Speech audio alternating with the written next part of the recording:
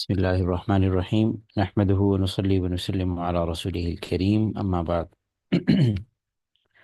تعارف علوم حدیث کا جو ہم نے شروع کیے ہے، اس میں مصطلحات، روایت، راوی، ان سے متعلق یا اسی طرح سے کتب حدیث سے متعلق جو بہت ضروری آ، معلومات تھی، مباحث تھیں، وہ ہم نے الحمدللہ پچھلے ابتدائی تقریباً 13 لیکچرز کے اندر ان کو سمیٹا ہے۔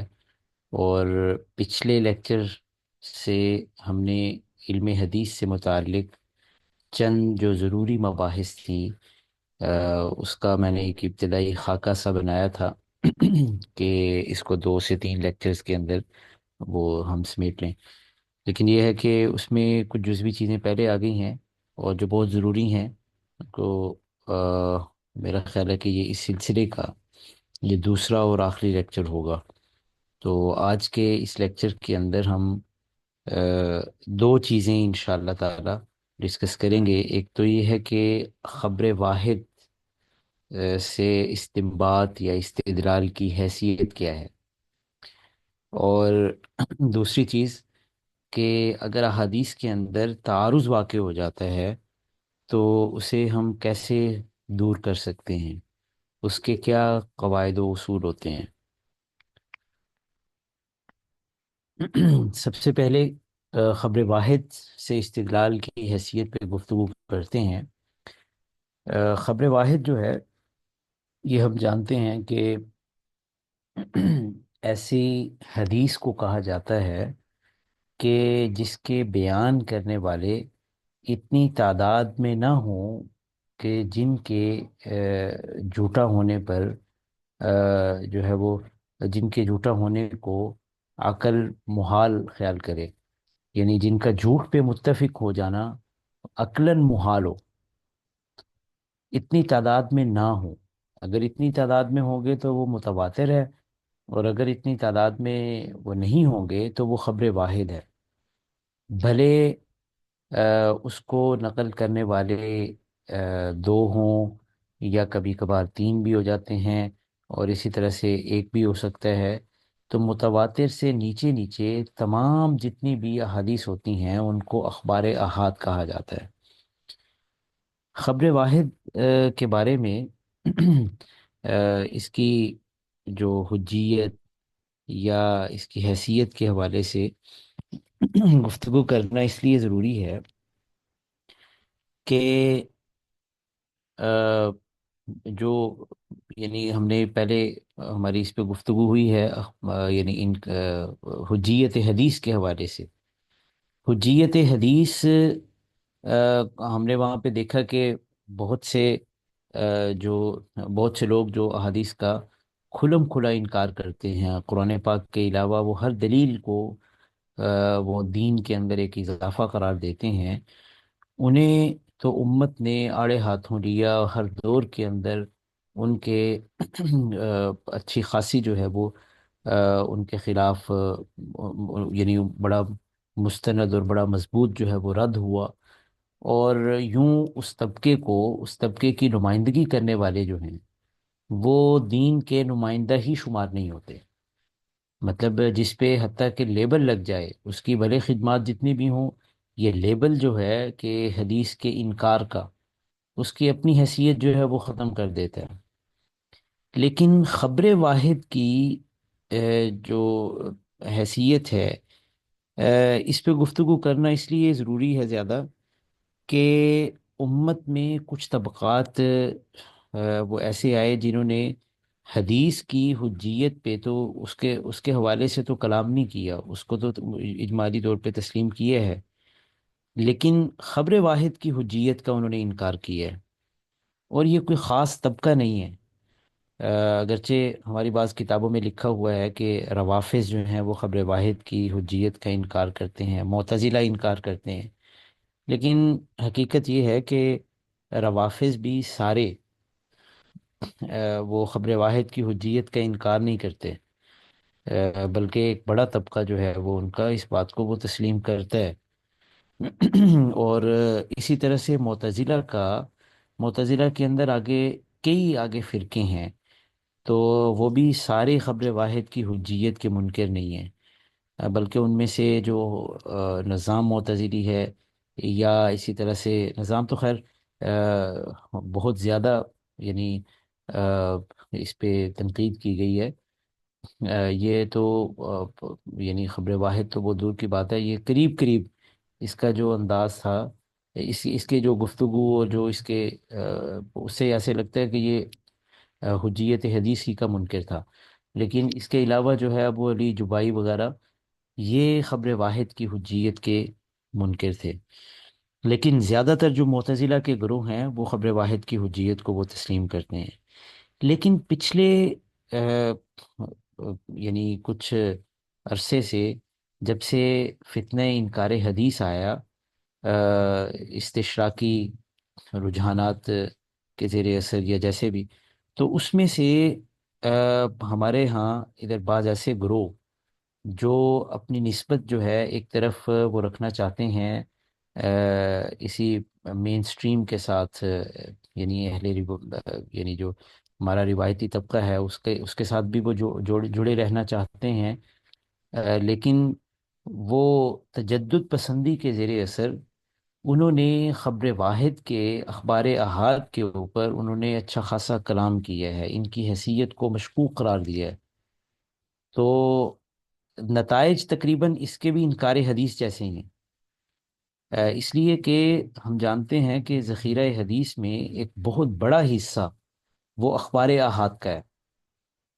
تقریباً نتائج کے لحاظ سے ان دونوں کا موقف ایک جیسا ہے، ایک ہی نتائج پہ یہ پہنچاتے ہیں، لیکن یہ اس لحاظ سے بہت زیادہ آ، یعنی یہ ہائی لائٹ وہ نہیں ہوئے کہ بنیادی طور پہ یہ سنت کے دفاع پہ ان کی بہت لمبی چوڑی اچھی خاصی تحریریں موجود ہیں، اور سنت کی اہمیت، سنت کے دفاع، آپ صلی اللہ علیہ وسلم کا جو تشریعی مقام ہے اس پہ اچھی خاصی گفتگو کریں گے، لیکن جب بات آئے گی حدیث کی تو اس میں بڑی آسانی کے ساتھ یہ کہہ دیں گے کہ حدیث میں سے جو خبر واحد ہے یہ ذہنیت کا فائدہ دیتی ہے، لہٰذا اس کے ذریعے سے دین کو ثابت کرنا دین میں اضافہ ہے۔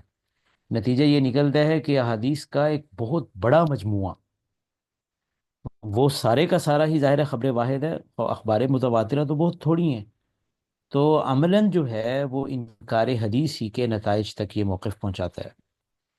بدقسمتی سے ہمارے بہت جو دینی حلقوں میں بڑے یعنی ان کو ایک طرح سے جو متجددین کو ان کو قبولیت حاصل ہے، ان میں سے بھی کئی طبقات اس کے نمائندہ ہیں۔ غامدی صاحب جو ہیں وہ اس کے بڑے بہت کھلم ڈلا کھلے کھلے یعنی انداز کے اندر انہوں نے اخبار احاد کی حجیت کو انہوں نے چیلنج کیا ہے، اور فرماتے ہیں کہ نہ اس سے عقیدہ جو ہے وہ ثابت ہو سکتا ہے، نہ احکام ثابت ہو سکتے ہیں۔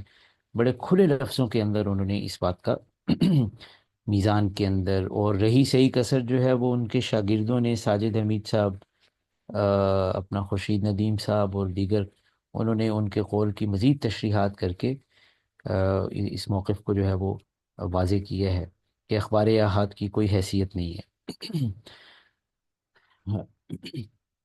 تو بنیادی طور پہ ان کی دلیل جو ہے وہ قرآن پاک کی وہی چند آیات کا سہارا لیتے ہیں،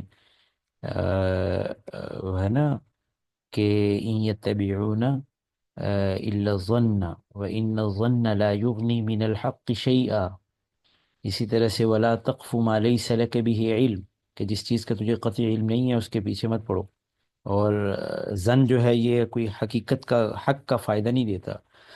حدیث ہے، اگرچہ وہ حدیث بھی خبر واحد ہی ہے، لیکن بہرحال وہ ان کے ایک دلیل بن سکتی ہے، تو اس کو بھی پیش کرتے ہیں۔ ایاکم والظن فإن الظن اکذب الحدیث، کہ زن جو ہے یہ تو بہت جھوٹی حدیث ہوتی ہے، جھوٹی بات ہوتی ہے، اس لیے وہ کہتے ہیں کہ خبر واحد کو اس سے استدلال نہیں کیا جا سکتا۔ یہ دین میں ایک طرح کا اضافہ ہے، دین کو قطعی ہی ہونا چاہیے۔ بنیادی ظاہر ہے کہ مقدمہ ان کا درست ہے، لیکن اس کے جو نتائج ہیں، جس طرح سے وہ گفتگو کر کے اپنے نتائج وہ لیتے ہیں اس سے، وہ بہت ہی قابل اعتراض ہے۔ کچھ جزوی واقعات کا سہارا لیتے ہیں کہ مثلا بعض صحابہ نے دیگر صحابہ کی روایات کو قبول نہیں کیا.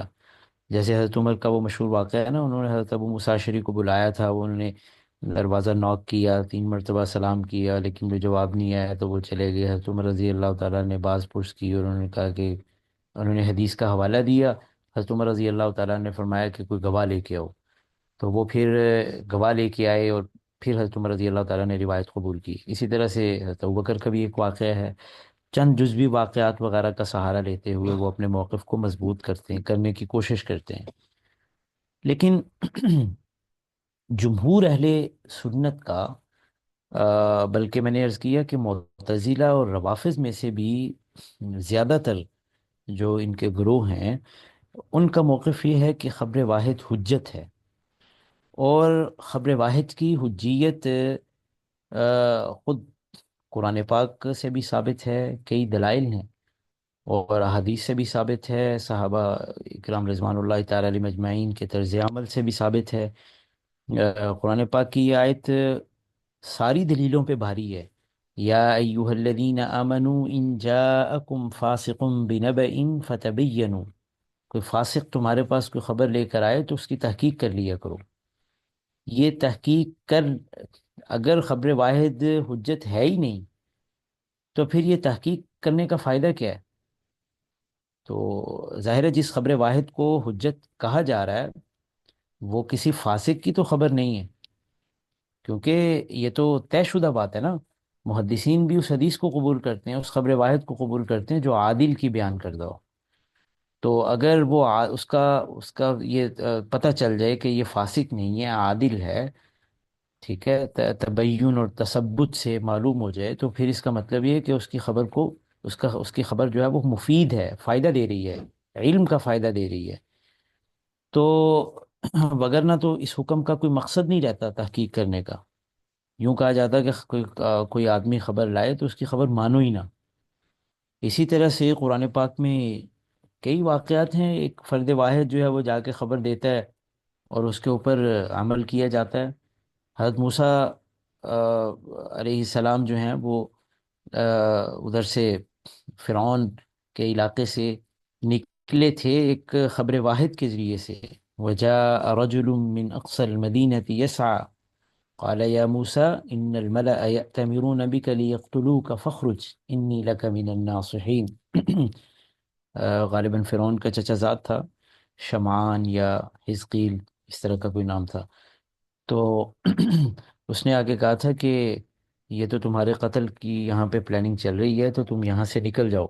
حضرت موسیٰ علیہ السلام اگر وہ وہ خبر واحد کو قبول نہ فرماتے تو ظاہر ہے کہ آ، اس کا انجام کچھ اور ہو سکتا تھا. حضرت موسیٰ علیہ السلام نے اس کو قبول فرمایا. اور یعنی یہ اللہ تعالیٰ نے کئی جگہ پر اس طرح کے کہ ایک فرد کی جو خبر ہے، بنیادی طور پہ ایک نبی بھی آ کر وہ جو ابتدائی طور پہ یہ پیغام دیتا ہے وہ ایک طرح کی وہ خبر واحد ہی ہوتی ہے شروع میں، ٹھیک ہے نا. بعد میں دیگر قرائن معجزات وغیرہ کا وہ سہارا مل جاتا ہے اس کو، ان کی حیثیت کو. لیکن ابتدائی طور پہ تو ظاہر ہے کہ وہ خبر واحد ہے، وگرنہ ایک وقت میں اللہ تعالیٰ ایک پوری جماعت کو نبوت عطا کر کے بھیجتا. اور احادیث تو بے شمار ہیں جس میں آپ صلی اللہ علیہ وسلم کے دور میں ایک فرد کی خبر پہ جو ہے وہ عمل کیا جاتا رہا.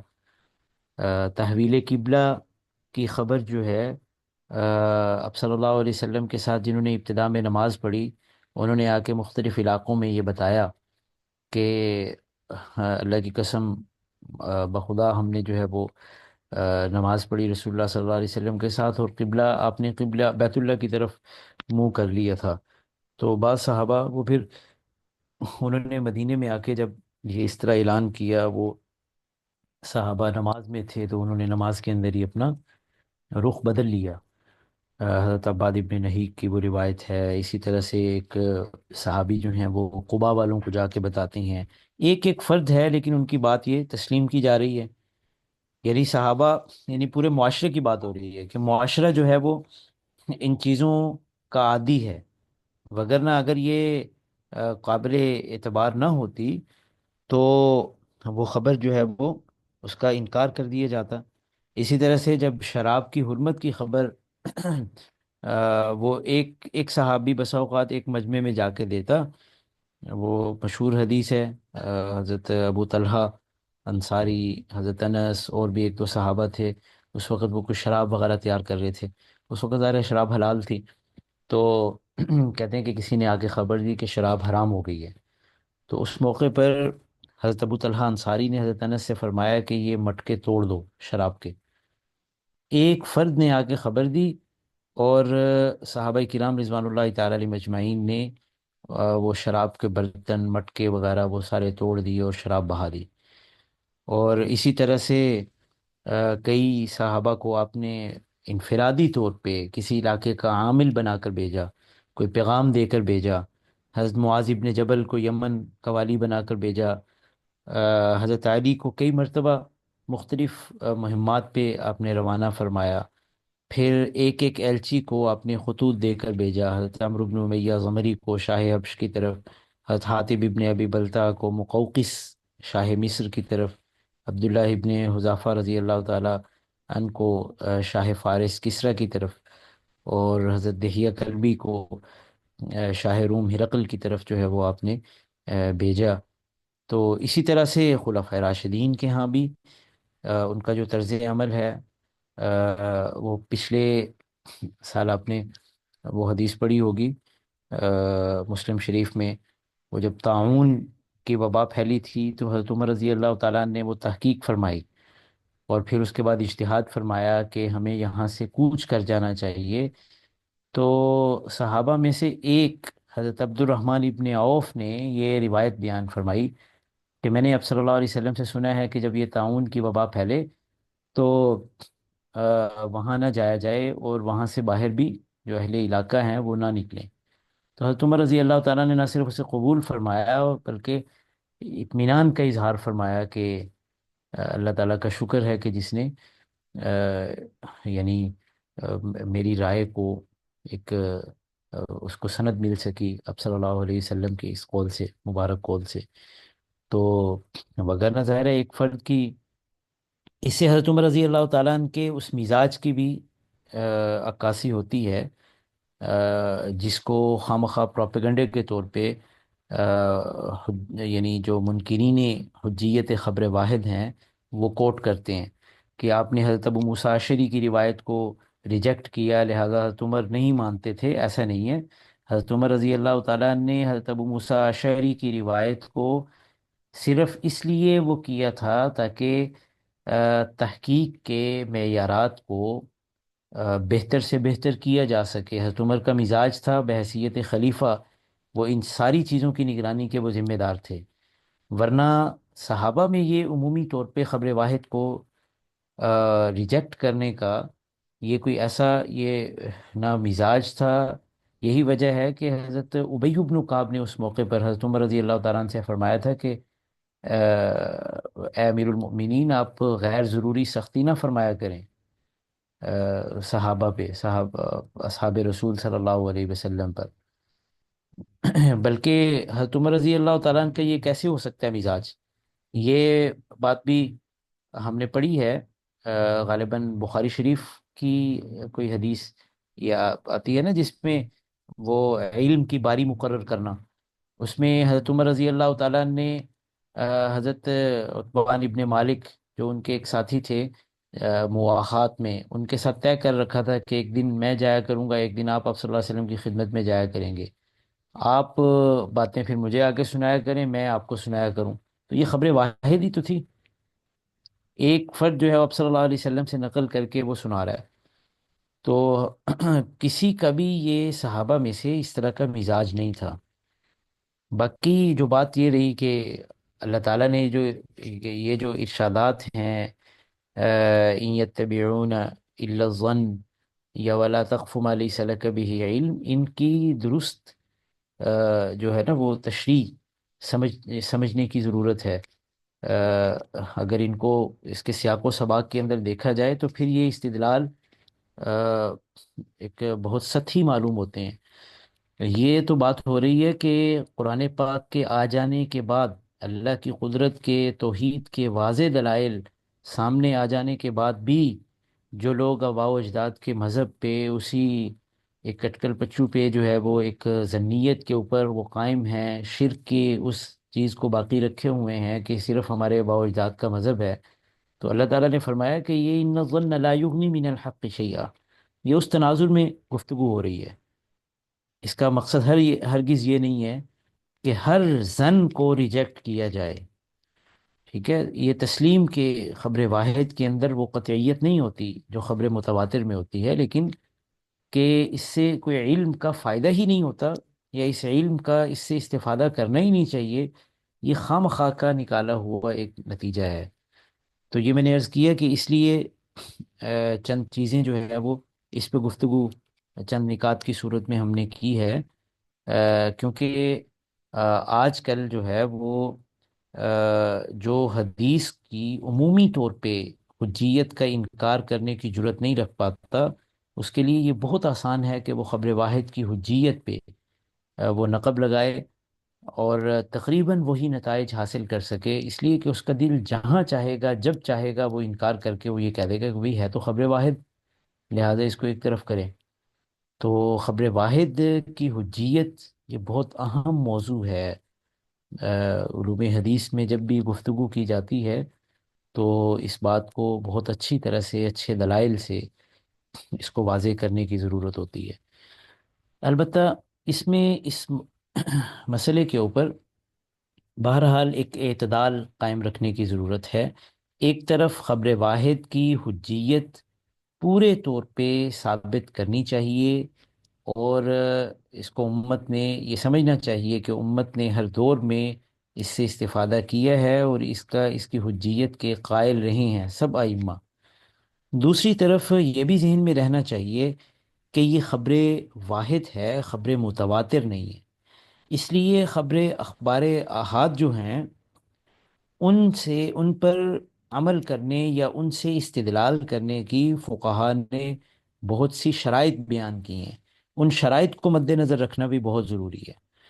مثال کے طور پہ پہلی شرط یہ ہے کہ خبر واحد کا مضمون، اس کا مفہوم جو ہے وہ قرآن پاک کے خلاف نہ ہو۔ اگر وہ قرآن پاک کے خلاف ہوگا تو اس کو، اس خبر کو، یعنی جو مفہوم قرآن پاک سے ثابت ہو رہا ہے اس کے بالکل مد مقابل، یعنی اس لیول پہ نہیں رکھیں گے۔ کیا کریں گے وہ آگے چل کے ہم اس پہ گفتگو کریں گے، لیکن یہ ہے کہ خبر واحد اگر وہ قرآن پاک کے خلاف ہے تو مسئلہ زیر بحث میں حجت قرآن پاک کی آیت ہی ہوگی، یہ بالکل واضح رہنا چاہیے۔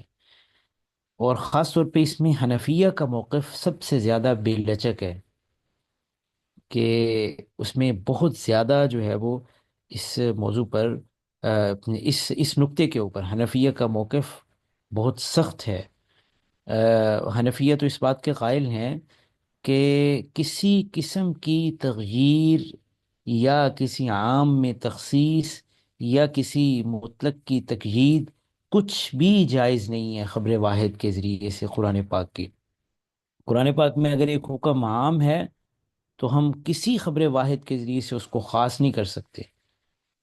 کوئی مطلق ہے اس کو ہم مقید نہیں کر سکتے، ہم اس کے ذریعے سے قرآن کی کسی آیت کو نسخ نہیں کر سکتے، بدل نہیں سکتے اس کا مفہوم۔ ہاں، اگر کوئی مشترک ہے قرآن کا تو اس کی تعویل کی جا سکتی ہے، مشترک کا کو معول کیا جا سکتا ہے خبر واحد کے ذریعے سے، ٹھیک ہے نا؟ جیسے وہ ہے نا قروء، اس کا محمل جو ہے وہ حیض ہے یا طہر ہے، ٹھیک ہے؟ وہ خبر واحد کے ذریعے سے وہ اس کے اندر اس کی تعویل کا امکان موجود ہے۔ یا قرآن پاک میں کوئی مجمل ہے جو قابل تفسیر ہے، اور اس کی تفسیر کوئی شارع ہی بتا سکتا ہے، اللہ تعالیٰ کی ذات یا رسول اللہ صلی اللہ علیہ وسلم کی ذات اقدس، تو اس مجمل کی تفسیر وہ خبر واحد سے ہو سکتی ہے، لیکن کسی عام کی تخصیص یا کسی مطلق کی تقیید وغیرہ یہ جائز نہیں ہے۔ اور اسی طرح سے حدیث متواترہ یا مشہورہ کے بھی وہ خلاف نہ ہو. اگر وہ خلاف ہوگی تو ترجیح متواترہ یا مشہورہ احادیث کو ہوگی. خبر واحد کو وہاں پہ اس کے مد مقابل میں وہ ترجیح نہیں دی جائے گی. تیسری صورت یہ ہے، تیسری شرط یہ ہے کہ خبر واحد قواعد کلیہ کے خلاف نہ ہو.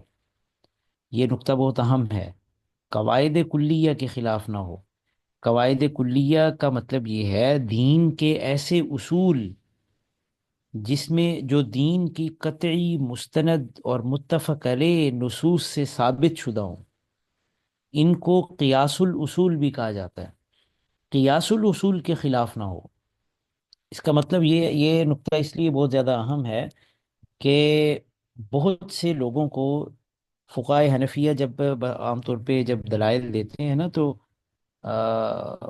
وہ چونکہ اس پہ ہر دور میں جو ہے وہ بہت سے ناقدین رہے ہیں، لیکن پچھلے کچھ عرصے سے وہ سلفی تحریک کے زیر اثر وہ فقہ حنفی کے اوپر کافی زیادہ اعتراضات جو کیے گئے، اور ہمارے عام جو اردو خوان طبقہ جو ہے وہ ان کو بھی بہت سی چیزوں کے بارے میں جو ہے وہ پڑھنے کا اور ان چیزوں کا موقع ملا، تو اس میں بسا اوقات یہ لفظ آتا ہے کہ یہ حدیث قیاس کے خلاف ہے. تو وہ بدک جاتے ہیں کہ معاذ اللہ ایک طرف حدیث رسول اللہ صلی اللہ علیہ وسلم کی، دوسری طرف کہا جا رہا ہے کہ قیاس. ایک تمہارے قیاس کی کیا حیثیت ہے حدیث کے مقابلے میں؟ تو یہاں پہ قیاس وہ نہیں ہے کہ الل ٹپ یوں ہی جو ہے وہ کہ جی میرا ذہن یہ کہتا ہے لہٰذا حدیث کو چھوڑ دے. اور یہاں پہ قیاس الاصول مراد ہوتا ہے. قیاس الاصول کا مطلب یہ ہوتا ہے کہ قرآن پاک کی قطعی نص یا احادیث کے بہت سی دلائل سے ایک آپ نے قاعدہ کلیہ بنا لیا ہے، اور وہ فقہا کے ہاں متفق علیہ قاعدہ ہے. اگر وہ کوئی خبر واحد ان قواعد کے خلاف ہوگی تو اس کو ہم کہیں گے قیاس الاصول کے وہ خلاف ہے. جیسے مثال کے طور پہ یہ بڑا واضح قاعدہ ہے البینۃ علی المدعی والیمین علی من انکر. ٹھیک ہے نا؟ لا تزیر وازرۃ وزر اخری. قرآن پاک کی مثلا یہ تو آیت ہی ہے. یہ فقہ کا ایک بہت بڑا ضابطہ بھی ہے. الغنم بالغرم. ٹھیک ہے نا؟ یعنی الخراج بالضمان، کہ جو رسک لیتے ہیں نفع کا حق بھی اسی کو ہے. اسی طرح سے البیع یتم بالایجاب والقبول. کوئی بھی سودا ہے کاروباری وہ ایجاب و قبول سے مکمل ہوگا. یہ قواعد کلی ہیں. تو ان کے خلاف فرض کیجئے کوئی حدیث آ جاتی ہے خبر واحد، تو خبر واحد کو ان کے خلاف ہونے کی وجہ سے وہ خبر واحد معتبر نہیں ہوگی. اسی طرح سے چوتھی شرط یہ ہے کہ وہ خلاف اجماع بھی نہ ہو، یعنی اس کے خلاف پر اجماع ہو چکا ہو. دونوں کا مطلب ایک ہی ہے، کوئی بھی تعبیر آپ جو مناسب لگتی ہے اس کو اختیار کر لیں. خلاف اجماع نہ ہو یعنی مقصد یہ ہے کہ اس کے خلاف پر، اس کے مفہوم کی مخالف ہونے کے پر فقہا کا اتفاق ہو چکا ہو، گویا وہ اس اجماع کے خلاف مفہوم کو ہی دے رہی ہے. جیسے مثال کے طور پہ ایک حدیث ہے حضرت ابن عباس رضی اللہ تعالیٰ عنہ کی، کہ رسول اللہ صلی اللہ علیہ وسلم نے بغیر عذر کے، بغیر سفر کے ظہر اور عصر کی نماز کو آپ نے جمع کر دیا. ٹھیک ہے نا؟ یعنی کوئی ایک روایت میں آتا ہے بغیر بارش کے، بارش بھی نہیں ہو رہی تھی، کوئی آپ مسافر بھی نہیں تھے، کوئی عذر بھی نہیں تھا، آپ نے ظہر اور عصر اکٹھی پڑھ لی. اسی طرح ایک حدیث میں آتا ہے کہ یہ جو شراب نوشی کرنے والا ہے اس کو، اس کے اوپر حد جاری کرو، اگر وہ پھر بھی باز نہ آئے پھر کرو، پھر نہ آئے باز پھر بھی حد جاری کرو، چوتھی مرتبہ اگر وہ شراب نوشی کرے تو اس کو قتل کر دو. اب یہ دونوں احادیث ایسی ہیں کہ جن پر شاید کسی بھی فقی کا عمل نہیں ہے، اور یعنی اس کے خلاف پر اجماع ہو چکا ہے. تو اس اجماع کی وجہ سے ہم یہ کہیں گے کہ یہ اس خبر واحد کے اندر علت ہے. اس کا مفہوم جو ہے وہ مشکوک ہے. تو اس لحاظ سے وہ خلاف اجماع ہونے کی وجہ سے وہ اس کو ترک کر دیا جائے گا. پانچویں شرط یہ ہے کہ وہ عموم بلوہ سے متعلق نہ ہو. عموم بلوہ کا مطلب یہ ہوتا ہے کہ وہ کسی ایسے واقعے سے متعلق ہے، ایسے مسئلے سے متعلق ہے جس کے اندر عام ابتلا ہے، جو عام لوگوں کا مسئلہ ہے، جس کو مشاہدہ کرنے والے، جس کو فیس کرنے والے بہت سے لوگ ہیں۔ اس میں اگر کوئی ایک آدمی خبر دیتا ہے تو ہم یہ کہیں گے کہ اس میں تو بہت زیادہ خبر، یعنی اس میں تو کئی لوگوں کو یہ بتانا یہ چاہیے تھا۔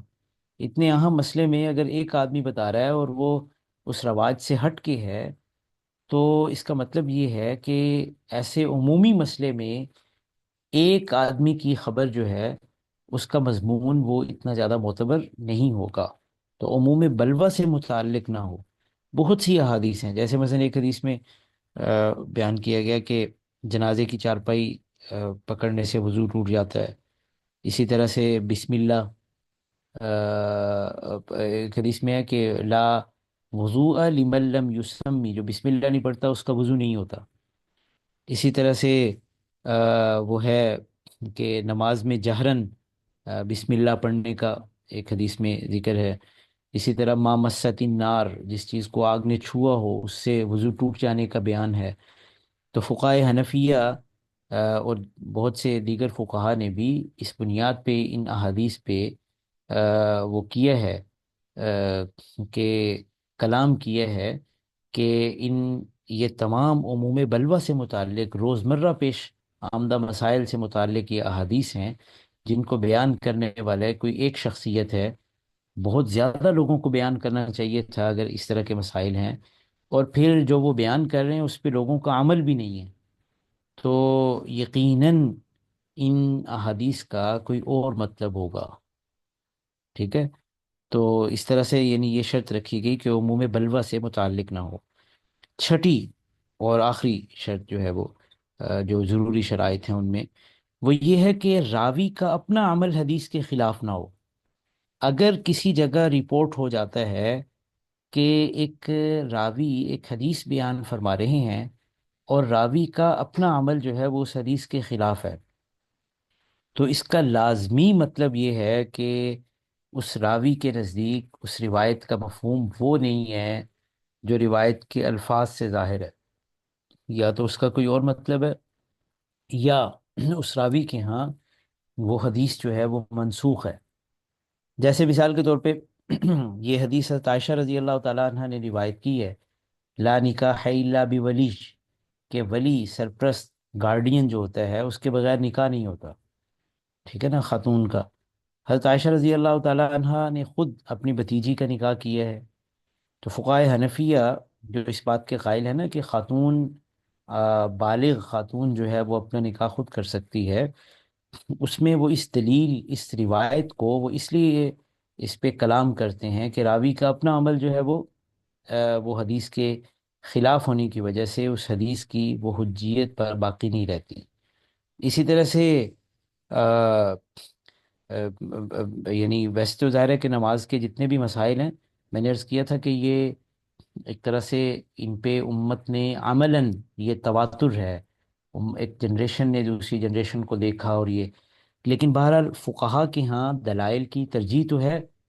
جو رفع یدین کر رہے ہیں ان کے ہاں رفع یدین کی روایات میں وہ ترجیح دیتے ہیں، جو نہیں رفع یدین کر رہے وہ ان کے بھی کوئی پیچھے کوئی دلائل، ظاہر ہے کہ مضبوط دلائل موجود ہیں۔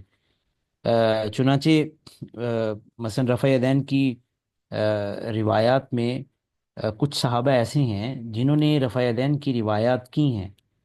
مثلا حضرت علی سے روایت ہے رفع یدین رسول اللہ صلی اللہ علیہ وسلم نے فرمایا، حضرت ابن عمر سے روایت ہے، لیکن ان دونوں حضرات کا عمل، ان کے شاگرد وہ یہ نقل کر رہے ہیں کہ ہم نے ان کو صرف نماز کی ابتدائی تکبیر کے موقع پر رفع کرتے ہوئے دیکھا ہے، اس کے بعد انہوں نے رفع یدین نہیں کیا۔ تو اس کا مطلب یہ ہے کہ راوی کا اگر اپنا عمل خلاف ہے تو وہ روایت کم از کم جو ہے وہ اس معاملے میں حجت نہیں ہے۔ اچھا، یہ جو چند بنیادی جو شرائط ہیں نا خبر واحد سے استدلال کی، ان شرائط سے متعلق دو ضروری باتیں یہاں پہ سمجھنا ضروری ہیں۔ یہ باتیں بہت اہم ہیں، اس لیے ان کو بطور خاص ذہن میں رکھیے۔ ایک تو یہ ہے کہ جو سب سے پہلے تو یہ ہے کہ یہ جو شرائط کیوں لگائی ہیں، یہ شرائط یوں ہی بلا وجہ نہیں لگا دی گئی، ان شرائط کے بھی آگے دلائل موجود ہیں۔ یعنی اب صلی اللہ علیہ وسلم کے دور میں ہی احادیث کو یا خبر واحد کو لیتے وقت وہ یعنی صحابہ کا طرز عمل کیا ہوتا تھا، اس کی حدیث کی جو جانچ پرکھ سے متعلق یہ دلائل ہمیں خود خود صحابہ کے مزاج سے ہمیں پتہ چلتے ہیں۔ اس لیے یہ دلائل جو ہیں وہ ہم نے یہ شرائط لگائی گئی ہیں، ان شرائط کے بھی اپنے دلائل موجود ہیں۔ میں صرف بطور مثال ایک دو واقعات کا میں حوالہ دے سکتا ہوں۔ جیسے ہم نے اوپر یہ کہا نا کہ عموم بلوہ کے خلاف نہ ہو، تو اس کا آپ یہاں سے اندازہ لگائیے کہ مثلا اب وہ مشہور روایت ہے کہ حضرت ذوالیدین تھے نا ایک صحابی، اب صلی اللہ علیہ وسلم نے ایک مرتبہ 4 رکعت والی نماز 2 رکعتیں پڑھا دیں، تو انہوں نے نماز کے بعد اب صلی اللہ علیہ وسلم سے پوچھا کہ یا رسول اللہ اقصرت الصلاۃ ام نسیت، کہ یا رسول اللہ نماز مختصر ہو گئی ہے یا آپ کو نسیان ہو گیا ہے، آپ بھول گئے ہیں؟ تو اب صلی اللہ علیہ وسلم نے فوراً صحابہ کی طرف دیکھ کے فرمایا کہ بھئی یہ ذوالیدین ٹھیک کہہ رہا ہے۔ اب یہ آپ کا یہ جو پوچھنا، یہ سوال کرنا، یہ بتاتا ہے کہ یہ بات اگر جیسے ذوالیدین کہہ رہا ہے، یہ میں نماز تو سب کو پڑھا رہا ہوں، لیکن بات صرف ذوالیدین کر رہا ہے، تو آپ نے ایک مرتبہ تصدیق کرنا مناسب سمجھا کہ یہ عموم بلوہ سے متعلق بات ہے۔ ایک سب نے فیس کیا ہے اس واقعے کو، تو کیا یعنی ذوالیدین خود تو نہیں کہیں بھول گیا؟ تو آپ نے ذرا اس کی تصدیق کرنا مناسب سمجھا۔ تو یہ یوں مطلب یعنی بین السطور بہت سے اس طرح کے واقعات سے یہ جو شرائط خود بخود ہمیں مطلب معلوم ہو رہی ہیں، فقہا نے یہ اس لیے یہ شرائط جو ہے وہ لگائی ہیں۔ اسی طرح سے حضرت ابو موسیٰ اشعری کا جو واقعہ نا استیزان کا، اجازت لینے کا، حضرت عمر رضی اللہ تعالیٰ نے اس لیے حضرت ابو موسیٰ اشعری سے یہ بات ان کی تحقیق کی تھی، اس کے اندر بھی یہ تفصیل ملتی ہے کہ یہ عموم بلوہ سے متعلق ہے۔ روزمرہ ہم اجازت لیتے ہیں، ایک دوسرے کے گھروں میں آتے جاتے ہیں، تو یہ بات حضرت عمر رضی اللہ تعالیٰ نے فرمایا کہ کبھی سنی نہیں ہے، یہ فرسٹ ٹائم میں نے سنی ہے، تو ذرا اس کی میں مزید تحقیق کروں۔ تو وہ عموم بلوہ کی وجہ سے انہوں نے وہ تحقیق کی، تو اس بات کی جانچ پڑتال کی۔ تو یعنی ان میں سے ہر دلیل کی، ہر شرط کی جو دلیل ہے وہ بھی موجود ہے۔ اس لیے یہ شرائط بہت اہم ہیں، کوئی بھی شرط جو ہے وہ ایسا نہیں ہے کہ اپنی طرف سے فقہا نے لگا دی گئی۔ دوسری بات یہ ہے کہ یہ جو ہم بات کہتے ہیں نا کہ قرآن پاک کے خلاف ہوگی تو اس حدیث کو چھوڑ دیں گے، یہ ہوگی تو اس حدیث کو چھوڑ دیں گے، یہ چھوڑ دینے سے کیا مراد ہے؟ یہ بات بھی بہت اہم ہے۔ چھوڑ دینے کا مطلب یہ نہیں ہے کہ اس پہ یعنی اس کو یعنی غیر معمول بھی ہی قرار دیں گے کہ اس پہ عمل نہ کیا جائے، بلکہ چھوڑ دینے کا مطلب یہ ہے کہ اس درجے میں قبول نہیں کیا جائے گا۔ مثال کے طور پہ اگر وہ فرض کیجئے کہ قرآن پاک میں ایک حکم اگر عام ہے، مثلا فقرؤ ما تیسر من القرآن، کہ نماز میں مثلا قرات کا حکم ہے کہ جو آسان جو میسر ہو سکے وہ آپ پڑھیں، تو اس میں اگر عموم ہے اور اگر کوئی حدیث خبر واحد یہ بیان کرتی ہے کہ لا صلاۃ الا بفاتحۃ الکتاب، کہ سورۃ فاتحہ کے بغیر نماز نہیں ہے، تو یہ بات درست ہے کہ قرآن پاک کے عام کی تخصیص نہیں کی جائے گی خبر واحد سے، لیکن اس کا یہ مطلب نہیں ہے کہ حدیث کو ہم یعنی یہ کہیں کہ یہ عمل کے قابل نہیں ہے، معاذ اللہ۔ اس کا یہ فقہا کے ہاں اس کا یہ مطلب ہوتا ہے کہ اس درجے میں نہیں لیا جائے گا۔ یعنی قرآن پاک اگر وہ اس کی کسی چیز کو فرض کر رہا ہے تو یہ حدیث فرض نہیں کرے گی، وہ سورۃ فاتحہ کو اس کا اسی طرح کا لازمی حصہ نہیں بنائے گی کہ جس طرح آیت ثابت ہو رہی ہے۔ چنانچہ فقہائے حنفیہ نے اس کو وجوب کے درجے میں رکھا ہے کہ سورۃ فاتحہ واجب ہے کیونکہ یہ خبر واحد سے ثابت ہے، تو حدیث پر بھی عمل ہو رہا ہے۔ یعنی حدیث کو یہ جو کہا جا رہا ہے نا کہ قرآن پاک کے خلاف ہونے کی وجہ سے ہم نے حدیث کو چھوڑ دیا، یہ چھوڑ دینے کا مطلب یہ ہے کہ اس سے فرضیت ثابت نہیں کی، بلکہ اس سے ہم نے وجوب ثابت کیا، فرضیت قرآن پاک سے ثابت کی۔ بالکل اسی طرح سے جیسے مثلا حدیث میں آتا ہے کہ الطواف بالبیت کالصلاۃ، کہ بیت اللہ کا جو طواف ہے یہ نماز کی طرح ہے. تو یہ بیت اللہ کا یہ جو طواف ہے، اس کو اب ظاہر ہے کہ یہ حدیث سے، خبر واحد سے معلوم ہو رہا ہے. تو جو نماز کی شرائط ہیں، نماز میں وضو کا فرض ہونا، وہ قرآن پاک سے معلوم ہوتا ہے. تو وضو کو ہم اس درجے میں فرض قرار نہیں دیں گے، بلکہ یہ کہا جائے گا کہ طواف کے لیے وضو ایک واجب ہے. ٹھیک ہے نا، یعنی اس کو ایک سٹیپ نیچے. یا اسی طرح سے اگر بعض احادیث کی وجہ سے حکم کو ہم مستحب یعنی سمجھا جاتا ہے، تو حدیث کے قابل عمل نہ ہونے کا مطلب یہ ہے کہ اس درجے میں اس سے وہ حکم ثابت نہیں ہوگا. جیسے مثلا لا وضوء لمن لم یسمی، جو بسم اللہ نہیں پڑھتا اس کا وضو نہیں ہوگا. یہ اس کا یہ مطلب نہیں ہے کہ اب اس وضو کو، جیسے قرآن پاک سے وضو کے فرائض ثابت ہو رہے ہیں، فرائض تو وہی رہیں گے، خبر واحد ان فرائض میں اضافہ نہیں کرے گی کہ ہم کہیں کہ بسم اللہ بھی فرض ہے. بلکہ بسم اللہ کو خبر واحد کی وجہ سے چونکہ یہ ثابت ہو رہی ہے، لہذا بسم اللہ کو سنن میں شامل رکھا جائے گا. تو فقہا کی اس عبارت کو بہت اچھے طریقے سے سمجھ لینا چاہیے. یہ بھی ایک بہت بڑا اس پہ پروپیگنڈا کیا جاتا ہے کہ لیں جی فلاں، یہ کہہ رہے ہیں کہ جی یہ بخاری کی حدیث ہے، فلاں کی حدیث ہے، یہ اتنی صحابہ نے روایت کی ہے، یہ کہہ رہے ہیں جی چھوڑ دو. چھوڑ دینے کا یہ مطلب نہیں ہے کہ معاذ اللہ وہ قابل عمل نہیں ہے. کوئی بھی، چاہے وہ کتنا بڑا فقیہ کیوں نہ ہو، کتنا بڑا مجتہد کیوں نہ ہو، ایسی جسارت وہ کوئی بھی نہیں، کوئی مسلمان نہیں کر سکتا. ٹھیک ہے، کہ وہ احادیث کے ذخیرے کو اس طرح سے، بلکہ اس کا مطلب یہ ہوتا ہے کہ اس درجے میں بالکل برابر لا کے نہ کھڑا کریں. ٹھیک ہے نا، بلکہ اس سے آپ چاہے اگر ادھر سے فرضیت ثابت ہو رہی ہے تو آپ بے شک وجوب ثابت کریں، سنیت ثابت کریں، استحباب ثابت کریں، لیکن اس درجے میں اس کے مد مقابل نہیں ہونی چاہیے. میرا خیال ہے کہ کچھ بات واضح ہو گئی ہوگی. ٹھیک ہے جی. جی سر. جی آگے، دوسری جو بنیادی